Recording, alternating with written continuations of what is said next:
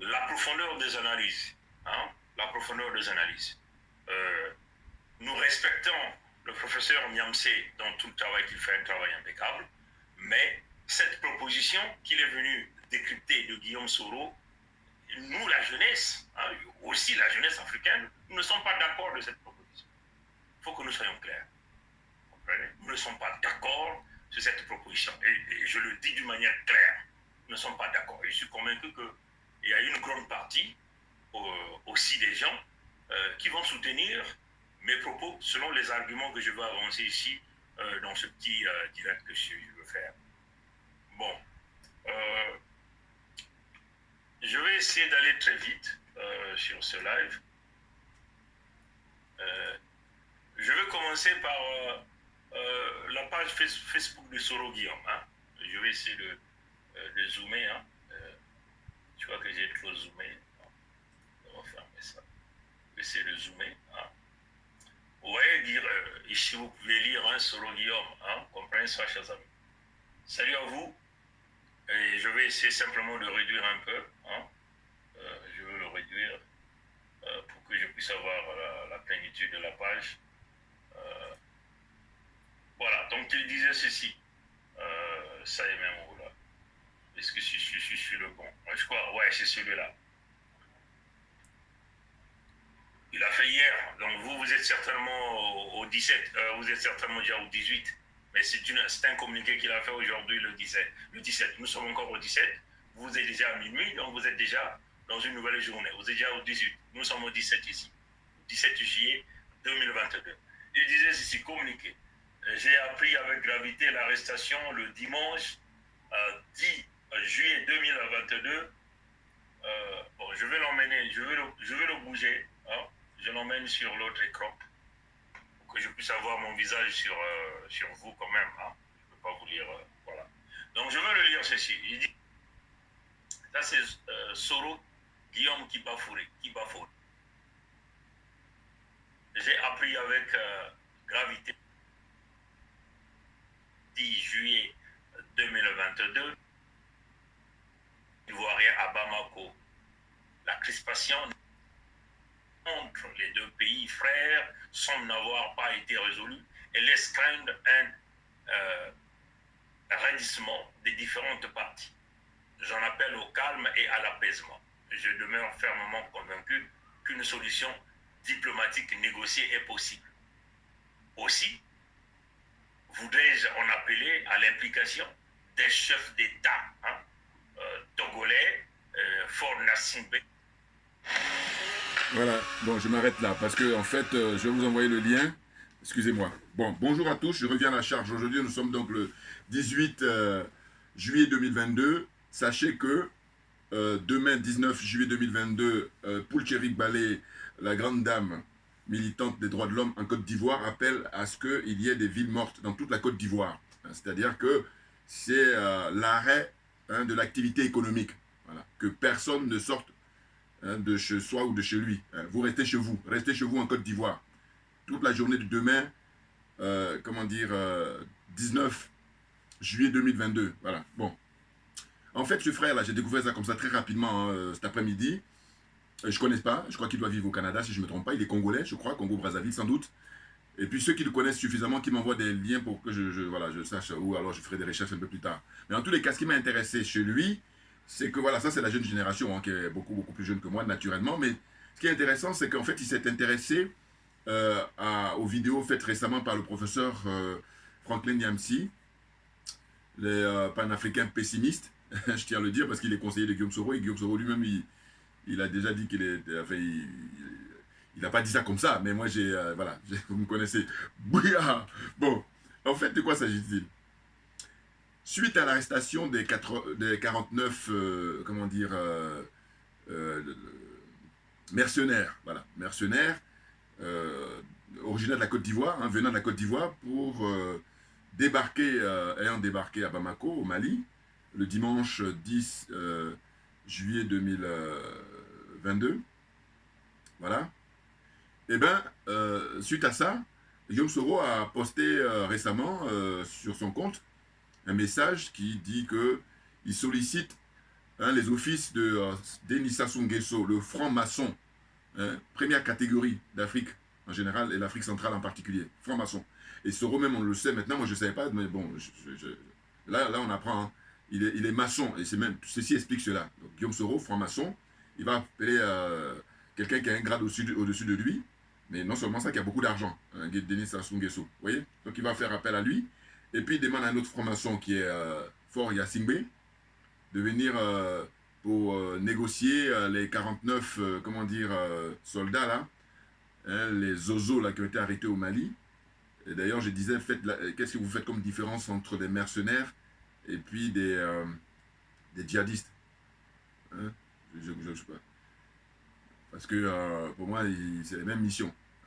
Alors, tout dépend de quel bord on est, parce que c'est vrai que quand on accuse les mercenaires russes ou je sais pas quoi, mais donc chacun, voilà, voir midi à sa porte, si j'ose dire. Mais ce que je veux dire, c'est que j'ai pas été regardé de plus près parce que ça m'intéresse plus vraiment, hein, ni le professeur Niamsi, ni Guillaume Soro. Parce que j'ai déjà fait des vidéos sur le professeur Niamsi, justement, où je dis que ce monsieur, à partir du moment où il soutient Guillaume Soro, il n'a aucune crédibilité. Donc là, quand je vois ce jeune homme-là, qui à un certain niveau, hein, c'est un bagage, et qui lui aussi fait des vidéos pour expliquer des choses. En plus, lui, ce qui est intéressant, c'est qu'il a, il a visiblement plus de moyens, et donc il décortique, voilà, les interventions, les vidéos de professeur Niamsi, et puis il fait les croisements, hein, et on s'aperçoit des contradictions. Par exemple, à un certain moment, il va dire Sassou Nguesso et puis, comment il s'appelle, Faure Gnassingbé, ce sont des chefs d'État, et puis à un autre moment, il va dire ce sont des présidents. Donc, contradiction. Il embrouille les gens, mais voilà, c'est ça. C'est-à-dire que lui, il n'est pas le seul d'ailleurs, mais en tout cas, moi je l'appelle le griot de Guillaume Soro, et je suis certain qu'évidemment, il touche des billets. Enfin, voilà. Pour faire ce qu'il fait là, il a reçu, enfin, il reçoit toujours des billets, quoi. C'est clair. Hein? Fais pas ça, j'allais dire, pour les beaux yeux de Guillaume Soro. Ça m'étonnerait. Hein? Ça m'étonnerait. Donc, si vous voulez, comme j'ai déjà fait des vidéos où j'ai dit aux autorités maliennes, parce qu'il était allé rencontrer les autorités maliennes, et j'ai dit faites attention à ces gens-là. Ils sont très dangereux. Et là, ce jeune homme, à travers sa vidéo, là, vous allez voir, je vais vous envoyer le lien, eh bien, très dangereux, parce qu'en réalité, ils ont un pied avec la France-Afrique, pour ne même pas dire les deux, et puis ils donnent l'illusion, ils donnent l'impression qu'ils sont panafricains. Rien du tout. Voilà. Ah oui. Pour ça, j'ai dit souvent, j'ai dit, voilà, quand je l'observe, je dis, mais ce monsieur, je ne peux pas contester ses diplômes. Voilà. Et puis d'ailleurs, qui suis-je? En revanche, je conteste formellement, je persiste et je signe en disant que il est malhonnête, tout comme Guillaume Soro. Ils sont pas sincères. Ils sont pas sincères. Non, pas du tout. Parce qu'en réalité, Guillaume Soro et lui, ils connaissent très bien, par exemple, Blaise Compaoré. Ils ont eu de très bons rapports avec Blaise Compaoré. Pourquoi ils ne déballent pas les choses, notamment dans un livre? Ce serait intéressant, surtout pour quelqu'un comme lui qui est un homme de lettres. Il se garde. Hein, les relations avec Blaise Compaoré. Hein, la question de la France-Afrique, qu'il écrive, puisque c'est son domaine. Il y a des gens qui sont cordonniers, il y a des gens qui sont boulangers, il y a des gens qui sont, je sais pas moi, chimistes. Bon, un peu moins évident. Mais quand tu es un homme de lettres comme lui, qui est professeur agrégé, comment dire, en littérature ou en philosophie, eh ben, écrit pour nous décrire toute l'histoire de la France-Afrique. Eh bien là, non. Et c'est ainsi que je dis, mais non, mais ceux qui veulent s'attarder, ceux qui veulent, comment dire, jouer les, comment on appelle ça, les groupies, c'est leur problème. Bouillard, j'ai pas le temps. Voilà. Et puis simplement, comme on a l'heure d'Internet, on a l'heure des réseaux sociaux, ben, la vérité, elle va arriver beaucoup plus vite qu'on peut l'imaginer. Hein. Mais oui, regarde la preuve. Ah, parce que moi, quand j'ai fait mes vidéos là, auparavant, pour critiquer le professeur, comment il s'appelle, Franklin Niamsi, j'ai dit, mais c'est pas possible de vouloir démontrer qu'il est sincère ou crédible à partir du moment où Guillaume Soro est quelqu'un qui a du sang sous les mains, et puis Guillaume Soro, hein, il est en train de se cacher parce qu'il attend que, de manière hypothétique, la France puisse lui faire appel si jamais la situation là-bas le demandait. C'est ça le souhait de Guillaume Soro. Et donc, je ne comprends pas pourquoi beaucoup de frères, alors il y a beaucoup de soutien de Guillaume Soro naturellement, et eux, qu'ils défendent, bon, mais ça se comprend, voilà. Ce que je ne comprends pas, c'est ceux qui ne sauront pas soutenir les Guillaume Soro, mais qui vont quand même soutenir. Ça, je ne comprends pas. Voilà. Il n'y a pas de cohérence. Hein. Quelqu'un qui soutient Guillaume Soro, qui le défend, c'est normal. Mais là aussi, c'est leur problème, je n'ai pas le temps. Parce que je dis, l'erreur est humaine, mais sauf que pourquoi Guillaume Soro ne veut pas vider son sac? Donc, l'erreur est humaine, mais par contre, le fait de persister, ça devient diabolique. Et donc, Guillaume Soro, franc-maçon, on le sait maintenant, hein, parce que, attendez, il va faire appel à Sassou Nguesso. Or, on sait que Sassou Nguesso, Denis Sassou Nguesso, coup d'État permanent parce qu'il a été mis par la France. Hein. C'est Chirac à l'époque qui l'a remis en scène alors qu'il avait été battu par Pascal Lissouba, président congolais très cultivé, lui aussi un universitaire. Hein. Voilà. Donc vous voyez, Faure Gnassingbé, pareil, hein, fils à papa, lui, c'est la France qui l'a imposé dès le décès de son père. Donc tous ces gens-là, ils sont dans ce que j'appelle des coups d'État permanents, et donc ils n'ont aucune crédibilité, ce sont des soldats de la France-Afrique. Et là, on voit Guillaume Soro en 2022, voilà, là c'est les masques qui tombent maintenant ouvertement. Bon, moi, comme je le critique depuis longtemps, donc j'avais que j'ai compris la démarche de Guillaume Soro. Mais il y en a beaucoup qui sont dans la réserve en disant, oui, mais ce que tu dis, je vais essayer d'aller... Mais allez-y vérifier d'ailleurs, faites l'effort d'aller vérifier, vous allez voir. Hein? Guillaume Soro, il n'est pas du tout honnête. Lui, il veut venir au pouvoir par les armes. Hein? Et puis là, comme l'actualité ça tourne, il veut essayer toujours de vouloir dire, n'oubliez pas, je suis là. Non, c'est fini pour toi, mec. Et je dis, moi, je suis gentil, je dis, voilà, fais-toi oublier, va aux oubliettes, va à la retraite. Voilà. C'est ça. Mais là, non. Comme il a volé beaucoup d'argent des Ivoiriens, là, il arrose les gens comme Niamsi, là, il a arrosé, hein. C'est clair pour moi. Ah oui. Et puis aussi, qui est encore là? Luc Michel, qui est là-bas, alors qu'il est très très brillant en matière d'analyse, mais c'est pour ça d'ailleurs qu'il a été recruté par Guillaume Soro. Parce que Guillaume Soro va donner de l'argent à ces gens-là en disant, parle bien de moi. Ils font des atalakou. N'importe quoi. Je vous dis, quand il n'y avait pas Internet, là, vous auriez pu vous tirer d'affaire. Mais là, avec Internet, c'est mort, les gars. C'est mort. Ah, mais bien entendu. Non, mais franchement, qu'est-ce que ça veut dire d'aller chercher des élèves, des soldats de la France-Afrique, si ce n'est simplement d'induire les gens en erreur, hein, de conduire les gens dans des issues, dans des voies sans issue, simplement pour leurs propres intérêts, à manipuler les gens.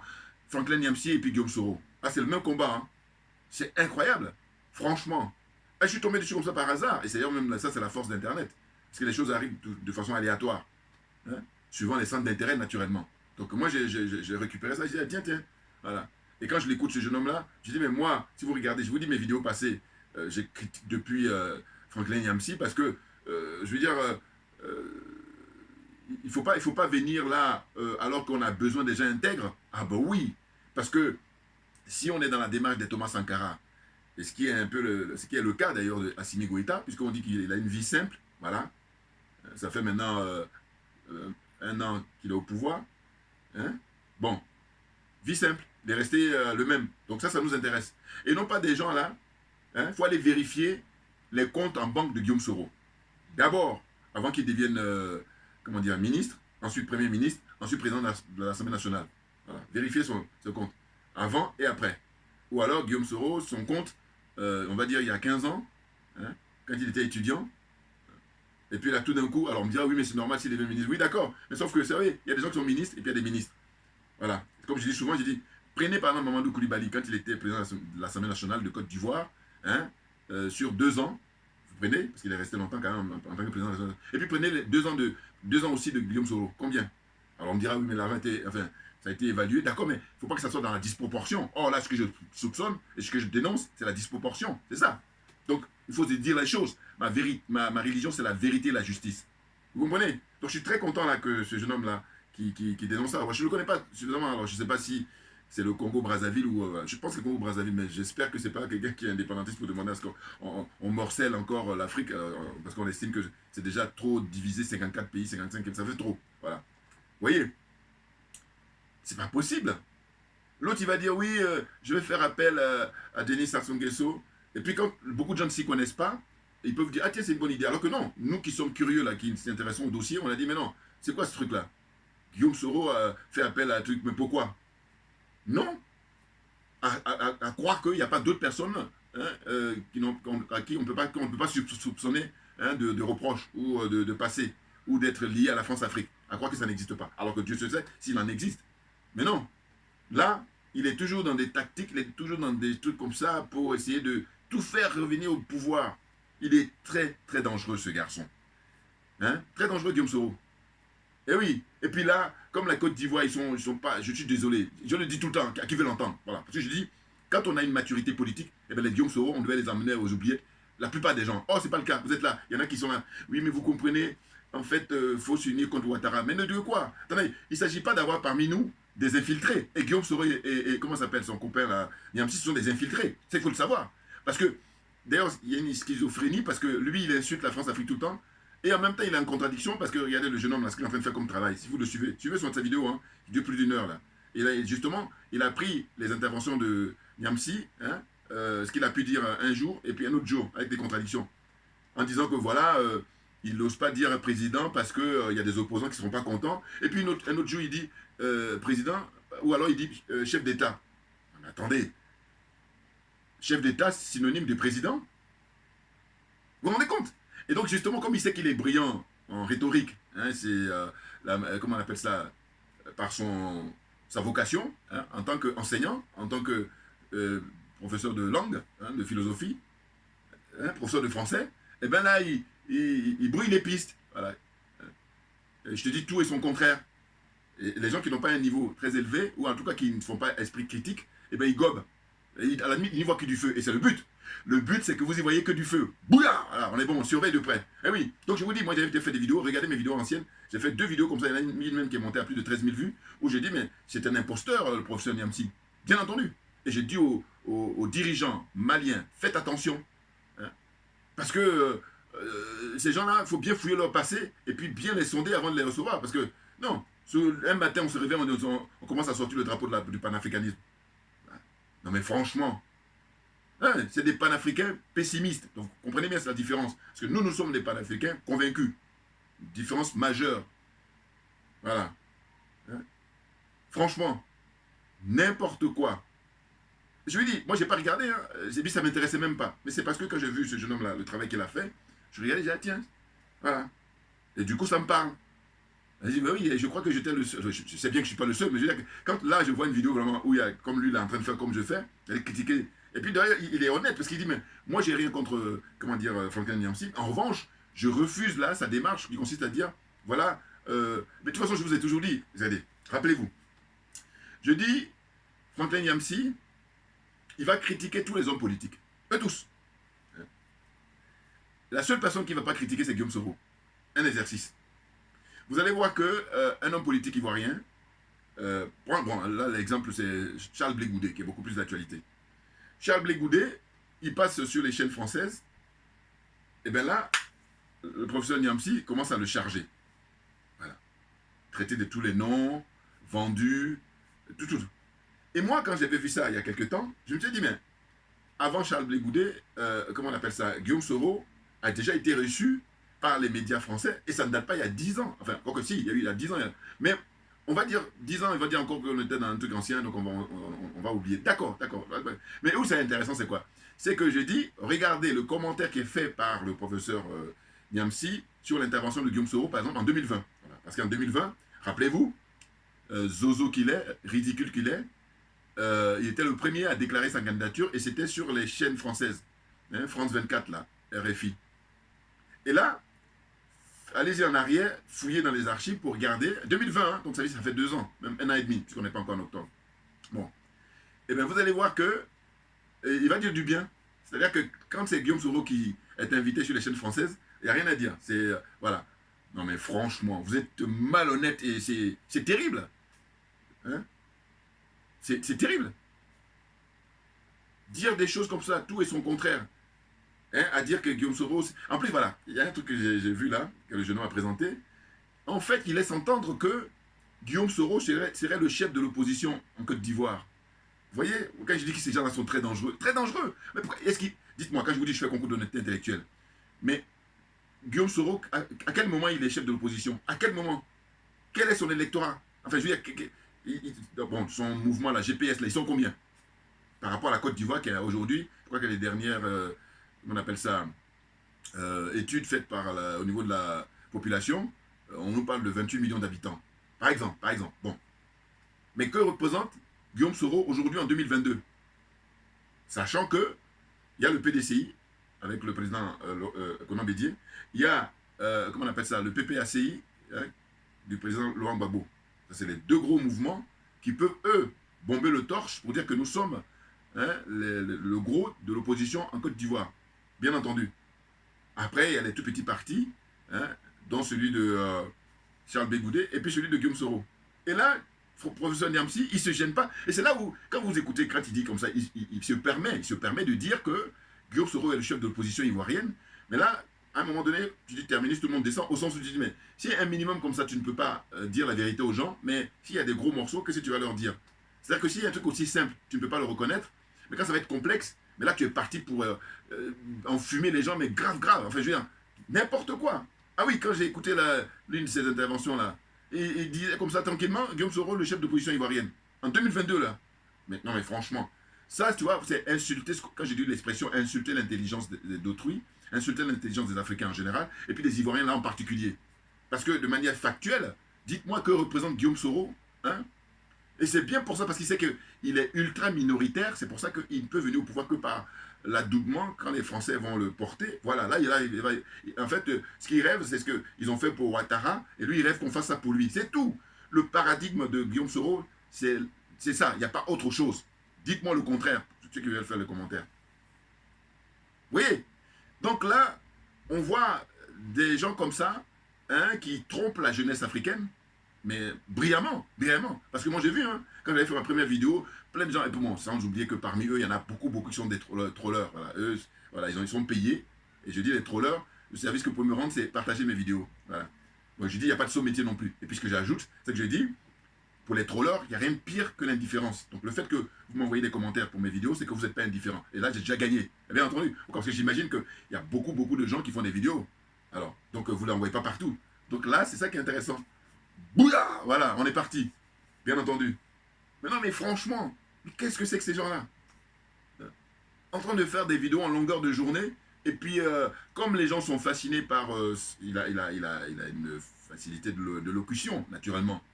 Et on dirait que c'est tant mieux. Enfin, en tout cas, ça va de soi pour un professeur de philosophie. Bon, cela dit, c'est pas tous les professeurs qui... ça dépend aussi des personnes. Parce qu'il y a des gens qui ne sont pas forcément professeurs de philosophie, mais qui ont des très belles locutions. Donc voilà, c'est pas la question. La question, je crois que c'est propre à chaque individu. Comme j'ai dit souvent, j'ai dit qu'en fait, chacun de nous a une énergie qui lui est propre. Voilà, là aussi c'est clair. Vous comprenez? Donc franchement, moi je suis content d'être tombé sur ce jeune homme-là. Et si vous avez le temps, allez regarder, parce qu'il a pris le temps de décortiquer tout le discours-là de Guillaume Soro d'une part, et puis du professeur Niamsi surtout, pour dire que non, mais on n'est pas d'accord avec toi. Qu'est-ce que c'est ces histoires de demander à, comment on appelle ça, des dictateurs comme Sassou Nguesso, aucune crédibilité, Faure Gnassingbé, aucune crédibilité, d'aller comment dire, résoudre le problème des 49 zozos là, hein, mercenaires qui ont été arrêtés par la police et l'armée malienne. Franchement, non mais c'est incroyable. Je vous dis, ces gens-là, franchement, leur façon de fonctionner, pour moi, ils se sont arrêtés au XXe siècle.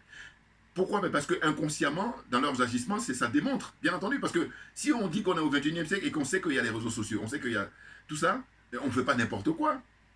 Mais bien entendu. Moi, je sais que les gens qui m'apportent des contradictions, souvent, c'est des gens qui sont mal intentionnés. Alors, je suis désolé. Parce qu'il y a des frères qui sont pas mal intentionnés. Là, je retiens. Bien entendu. Parce qu'il ne s'agit pas aussi de gober tout ce que je dis, puisque je n'ai pas la science infuse. Hein? Naturellement. On est d'accord, on est d'accord. Mais cela dit, il y a beaucoup, beaucoup qui sont de mauvaise foi et ils viennent là pour juste faire diversion. Ils viennent là juste pour perturber la démarche dans laquelle nous sommes. C'est une démarche d'émancipation, une démarche de faire que la jeune génération prenne conscience que c'est nous qui avons raison. Oui, parce que tout est parti d'Afrique. Et que par conséquent, il y a beaucoup de gens qui font comme ça dans l'animation, qui font dans l'apparence, et qui font que il y a un amour de soi qui est perdu pour beaucoup, beaucoup de millions d'Africains, malheureusement. Et donc, le travail que nous faisons, ça a été fait avant nous. Je pense toujours, en l'occurrence, à Cheikh Anta Diop, entre autres. Hein. Il y a des brillants dévanciers qui ont écrit, et je dis, je me répète, parce qu'il n'y a que ça à faire, sauf que comme on a des gens qui sont au pouvoir, qui ne sont pas, comment dire, honnêtes, hein, qui sont au service de l'Occident, eh bien, ils ne mettent pas en pratique ce que les dévanciers-là ont écrit. Ce sont des choses qui sont très concrètes pour l'émancipation de l'Afrique, pour le respect qu'on doit à l'Afrique, bien entendu. Mais ça va venir, puisque je vous dis, là, on est en train d'un changement qui est réel. Hein, y en a qui cachent, là, ils mettent la tête sous la couette, mais big up au président Vladimir Poutine, bien entendu, bien entendu.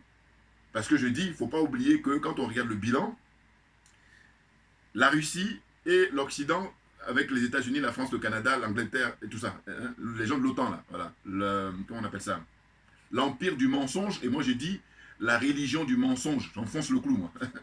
Bouya, bien entendu. Pourquoi? C'est-à-dire que, dites-moi, quand on fait le bilan, hein, depuis que ces gens-là ont mis les pieds sur la terre d'Afrique, quel est le bilan des Occidentaux, c'est-à-dire les gens de l'OTAN, et puis quel est le bilan de la Russie? À savoir, qu'est-ce qu'ils ont fait de mal, les uns et les autres, à l'Afrique? Et vous allez voir qu'il n'y a pas de discussion possible. À chaque fois, c'est la Russie qui est venue en rescousse. Et oui, pour les guerres d'indépendance, et puis même bien avant les guerres d'indépendance, ce que j'ai appris qui est beaucoup plus récent, c'était que l'Éthiopie, hein, doit sa liberté, doit le fait que c'est le seul pays en Afrique qui n'a pas été colonisé, mais ils le doivent enfin les Éthiopiens le doivent à la Russie, aux Russes. Hein? Vous comprenez? Donc à partir de là, je dis, mais le débat est clos. Ben oui. Après, quand on poursuit, hein, puisque l'histoire, ça avance, eh ben on arrive au tournant des années d'indépendance, les pseudo-indépendances naturellement. Voilà. Vous voyez? Après la Seconde Guerre, on va dire, parce qu'il y en a qui ont eu plus tôt, hein, je pense au Ghana, qui est en 1957, et puis ensuite la Guinée, Guinée-Conakry, d'Ahmed Sékou Touré, en 58. Vous voyez? Donc, ces pays-là, eh ben, il y a eu le soutien, hein, de la Russie, en particulier pour le président Ahmed Sékou Touré, pour la Guinée-Conakry.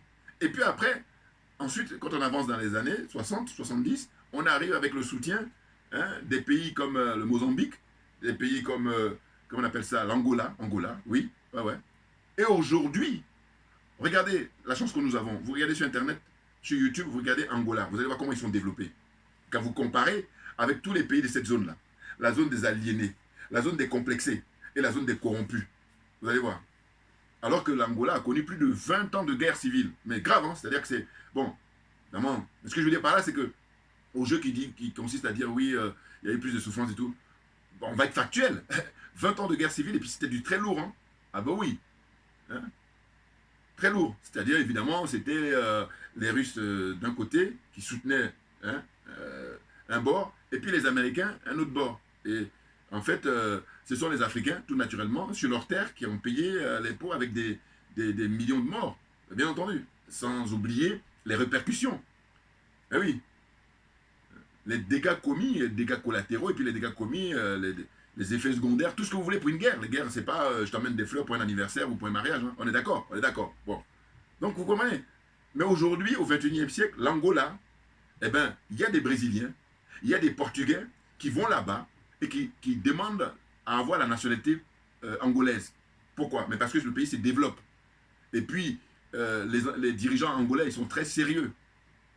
Ah oui, et ils ont leur propre monnaie. Voilà.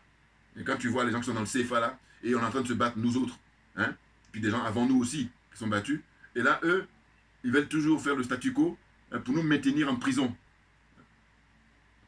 Maintenir dans l'esclavage, la servitude volontaire. Est-ce que vous trouvez que ça a du sens? Donc, j'en viens toujours aux gens qui soutiennent Guillaume Soro, aux gens qui soutiennent Alassane Ouattara, aux gens qui soutiennent Paul Biya. Je suis désolé, Paul Biya, pourquoi il ne sort pas du franc CFA? Voilà, ça reste en suspens. Ah oui, faites tout le malin de tout du monde. Vous avez... Parce que je dis bien, s'il est panafricain, aujourd'hui, pour moi, quelqu'un qui s'est dit panafricain, il sort du franc CFA. Deux choses. Un, l'armée, et puis le franc, voilà. Mais sinon, si tu es toujours dans le franc CFA et que je suis panafricain, ça n'a pas de sens. Voilà, ferme-la, voilà, à la rigueur. Donc, tous ceux qui soutiennent Macky Sall, tous ceux qui soutiennent Faure Gnassingbé, tous ceux qui soutiennent Patrice Talon, vous voyez, tous ces dirigeants-là qui les soutiennent, j'ai dit, mais non, mais vous êtes hors sujet, hein, et puis vous n'avez pas honte, honte à vous, surtout quand vous vivez ici en Occident. Ah ben bien entendu. Parce qu'en fait, ça rime à quoi de vivre ici, avec les trains de vie, avec le confort de vie, alors que normalement, chez nous, il suffit qu'il y ait des dirigeants dignes, des dirigeants honnêtes, hein, à l'instar des gens comme Goïta, à l'instar des gens comme Ousmane Sonko qui prochainement, là ça fait chaud au cœur quand je vois les images, je vais faire une vidéo là soit demain probablement. Il bat campagne. Et je vais vous dire que, alors qu'il a été éliminé, enfin, au sens de Macky Sall, évidemment, dans ses trucages, hein, mais là, c'est fini. Macky Sall, le peuple va l'obliger dans une cohabitation. J'avais déjà dit ça dans mes vidéos passées, hein, quand Ousmane Sonko a gagné la mairie de Ziguinchor, hein, en Casamance, là-bas. Voilà. Donc là, quand vous regardez les images, c'est très réjouissant. Parce que le peuple sénégalais, je vous dis, dans la zone francophone, là, ils ont une conscience politique. Voilà, il y a une certaine maturité politique. Voilà. Alors, il faut comparer, hein. Parce qu'il y a des gens qui sont en CP1 quand eux, ils sont actuellement là en terminale ou même à l'université, dans le jeu démocratique. Ah oui, parce que des fois, certains commentateurs disent oui, au Sénégal, c'est pas... Non mais attendez, excusez-moi. Moi, où je vous ramène à chaque fois, je dis écoutez, là, vous allez vérifier. Là, je me répète, mais parce qu'il y en a beaucoup qui ne savent pas. Et puis, je vous donne des exercices pratiques là.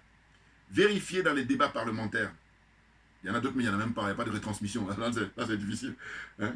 Déjà, ça, c'est un signe.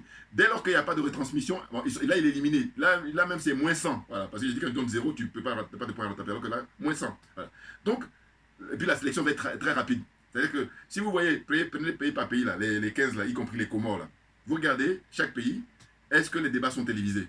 Dès que vous voyez que ce n'est pas télévisé, toi, tu es éliminé. Et puis maintenant, je sais pas, moi, j'ai pas fait l'étude, hein, mais moi, je retiens que le Sénégal, quand j'ai fait la connaissance de Sonko en 2019, c'est là où j'ai commencé à m'intéresser au débat parlementaire. Et là, j'ai vu, j'ai dit, mais c'est impressionnant. Et impressionnant parce que quand tu compares aux autres, il n'y a pas de débat. Hein. Ils sont tous ce qu'on appelle ici les chambres d'enregistrement. C'est-à-dire que le pouvoir exécutif, le président de la République, ils sont là pour faire de la forme, voilà. Puis ils s'en foutent parce qu'ils ont leur argent qui tombe sur leur compte en banque et puis plein d'avantages qu'ils ont. Voilà. N'importe quoi. Bouya, voilà. Donc vous comprenez, on est à l'aise parce qu'on a l'esprit free, l'esprit libre. Bien entendu. Et non pas les Niamsi là qui là profitent enfin de sa qualité pour induire la jeunesse africaine actuellement en erreur. C'est grave. Alors il y en a d'autres qui vont se rendre compte après, bon, comme on dit, on n'a pas tous les mêmes capacités pour capter les choses, mais toujours est-il que quand vous allez vous rendre compte maintenant, c'est pas dans 1 an ou dans 2 ans, venez vous excuser. Non parce que vous êtes virulent quand vous faites les attaques là. Parce que, attendez, moi j'ai dit, j'ai critiqué, regardez, il y a le jeune homme là qui a critiqué. Et en plus, ce qui est intéressant, c'est qu'il n'est pas dans une hostilité aveugle. Il dit, moi non, j'ai pas de problème contre lui, mais par contre, là quand il dit, Guillaume Soro demande à ce qu'il y ait Sassou Nguesso d'une part, et puis Faure Gnassingbé pour aller demander, faire tout pour faire libérer les 49 là qui sont venus pour tuer hein, les Maliens, hein, les Maliens en général, et puis surtout les dirigeants là en particulier. Non, non, ce qu'il faudrait, c'est plutôt qu'ils soient jugés. Voilà, il n'y a rien de plus pédagogique. Bien entendu. C'est incroyable. Mais, et puis, dire que, écoutez, quand vous prenez l'exemple de l'Ukraine, vous avez l'unanimité pratiquement hein, de toute l'Europe. Parce qu'ils disent que ce sont des blancs. Moi, je me tiens ça. Ah oui, parce qu'il dit, il est hors de question que toi, tu dis, je défends parce qu'il est blanc. Et puis moi, quand j'ai mon frère noir, je dis pas le droit de le défendre. Qu'est-ce que c'est que ça? Un peu comme, je vous rappelle, l'avocat de, comment on appelle ça, Blaise Compaoré, qui a le culot de dire que l'assassinat du capitaine Thomas Sankara, il ne faut pas regarder dans le rétroviseur. Je dis, ah bon? Mais s'il y a un peuple au monde qui ne peut pas donner des leçons en la matière de mémoire aux Africains, mais c'est le peuple français. Parce que, je vous dis, moi je vis ici depuis 40 ans, et franchement, c'est... Vous en voulez pas, allez, on vous donne. Bia. Et puis je vous dis encore un clin d'œil au frère Balambala. Ouais. Ah ouais, elle a mis la barre très haut, elle est hors catégorie. Non mais c'est clair. Comment, toi tu sais très bien que tu ne vis que de ça. Nourrir la mémoire, enfin, en plus tout est erroné, tout est bafoué, tout est bidon, voilà, c'est ça. Qu'on nous parle de ce qui s'est passé réellement par rapport à la traite négrière. Hein? Faire souffrir pendant des siècles des êtres humains. Qu'on nous parle de ça, mais réellement. Or là, qu'est-ce qu'on nous dit? Qu'est-ce qu'on constate? Eh bien, comme dans les couloirs de l'Assemblée nationale, il y a une fresque qui fait 40 mètres, hein, en longueur surtout, et puis en hauteur aussi. Hein, 20 x 2, ça fait 40. Bon, j'ai déjà fait une vidéo là-dessus. Mais non, mais attendez, ce truc-là a été mis en 1991. Et là, en 2022, ça y est toujours. Ça en dit long sur les motivations, sur le paradigme de ces gens-là. Le fait qu'ils se soient des négrophobes, ils n'aiment pas les noirs. Et là, je me fais plaisir à le dire tout le temps. N'en déplaise à beaucoup, là, ou certains. Eh oui. Et là, j'ai toutes les preuves. En tout cas, fait quoi? Je dis, l'oligarchie française, l'élite française, ils n'aiment pas les Africains, ils n'aiment pas les Noirs. Ils n'aiment pas les Noirs en général, mais les Africains en particulier. C'est mention spéciale. Pourquoi? Mais parce que ça démontre hein, tout le temps. Même le fait que de dire, ne serait-ce qu'elle de dire, il ne faut pas regarder dans le rétroviseur, quand on sait que vous passez votre temps, ce qui s'est passé avec Colbert, ce qui s'est passé avec Louis XIV, ce qui s'est passé avec hein, tous ces gens-là, Montesquieu, hein. Après on arrive la première guerre, 14-18, après on arrive à la seconde guerre, la seconde guerre, je vous dis, c'est l'open bar. Hein. Faut pas oublier. Et puis là, quand ça nous concerne, nous, notre histoire qui est même beaucoup plus récente, quand on parle de Sankara, c'est voilà. On est au 21e siècle, 20e siècle plutôt, excusez-moi. Et là, on dit non, pas regarder dans le rétroviseur. Vous vous rendez compte? Mais c'est violent comme attitude. Mais c'est le mépris. Donc c'est pour ça que je vous dis que eux, quand ils sont de bonne humeur, toi, en tant que Noir, en tant qu'Africain surtout, ils te considèrent comme un handicapé lourd. Donc ils ont besoin d'être derrière toi. Vous voyez? Ils gèrent les monnaies. Bah, qu'est-ce que c'est? Ils estiment qu'ils doivent être là pour gérer notre monnaie. On est au 21e siècle. Ça rime à quoi? Quel autre pays, dites-moi, hormis la France, qui a ce système-là? C'est ça qui fait que je dis, j'ai même pas besoin d'aller creuser. Il y a voilà, les deux exemples là, le fait qu'il y ait les bases militaires et puis le franc CFA, suffit pour dire qu'ils sont négrophobes, ils n'aiment pas les Africains, ils méprisent les Africains. Mais paradoxalement, c'est récemment que ça veut venir dire, mais en tout cas ça s'est confirmé avec la fresque là, qui est mise à l'Assemblée nationale. Mais j'ai dit, mais en fait, détrompez-vous. En apparence, ceux-là qui font vraiment le concours comme ça de dire on déteste les Africains, on les méprise. En fait, c'est paradoxal, je dis, mais ça cache quelque chose. Est-ce que ça cache? Là, je l'ai dit récemment dans ma vidéo, je dis, mais en réalité, non. Attention au terme, hein. Le terme, c'est ils admirent le noir, ils admirent le peuple noir, ils admirent. Et c'est terrible pour eux. Dans leur tête, mais c'est perturbant. Vous ne pouvez pas imaginer. Moi, je dis, si j'avais les moyens, mais je mets beaucoup de gens pour interner. Hein. Ah bah oui, eux, ils internent les gens parce qu'ils refusent en fait comment on appelle ça, l'opinion. Voilà. Il y a beaucoup de gens qui sont arrêtés ici pour l'opinion. Après, ils disent qu'ils sont dans une démocratie. Alors que moi, c'est pour soigner les gens, les soigner, mais réellement, parce que je dis que l'être humain, voilà, c'est important. C'est la valeur humaine, voilà. Donc c'est pour ça que je dis simplement, les gens, il faut les éduquer. Il faut bien les éduquer. Donc on donne beaucoup de moyens. Ah oui, au lieu de mettre de l'argent là, dans des trucs très légers de futilité, paradis fiscaux. L'argent qui dort là-bas, paradis fiscaux, on n'utilise pas ça pour éduquer les gens. Vous voyez? Donc ils sont diaboliques, ils sont malsains. Voilà. Donc on perd, moi j'ai pas le temps à Assimi Goïta. Non mais Dieu, enfin, bon, non mais franchement, on a tout est là à notre disposition. Donc faut pas se gêner. C'est bon quoi. Et puis par-dessus le marché, ils veulent donner des leçons. Dégagez. On n'a pas le temps, Assimi Goïta. Franchement. Donc voilà, hein. C'était voilà mon humeur là pour expliquer professeur Niamsi, corrompu de première classe, hein, corrompu intellectuellement, bien entendu, et puis corrompu matériellement. Voilà. Il veut vendre Guillaume Soro à tous les coups. Il veut réhabiliter Guillaume Soro à tous les coups. Et il se passe des coups de fil, j'imagine. Dire voilà ce que tu vas dire. Ben, j'ai oublié de dire ça, ben, je vais rectifier. Vous vous rendez compte? Ils insultent votre intelligence, voilà. Parce que moi je sais que j'ai compris, et puis je ne suis pas le seul, puisqu'il y a le jeune homme aussi qui fait.